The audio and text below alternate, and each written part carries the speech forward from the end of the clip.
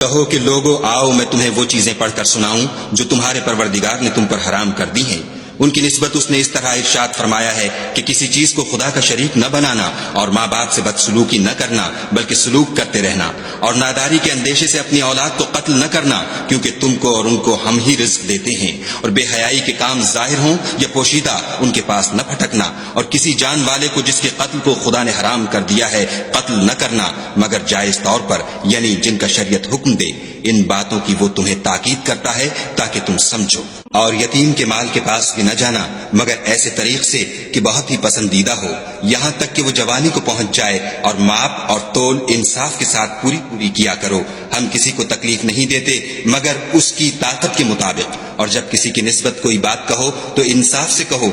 گو وہ تمہارا رشتہ دار ہی ہو، اور خدا کے عہد کو پورا کرو۔ ان باتوں کا خدا تمہیں حکم دیتا ہے تاکہ تم نصیحت قبول کرو۔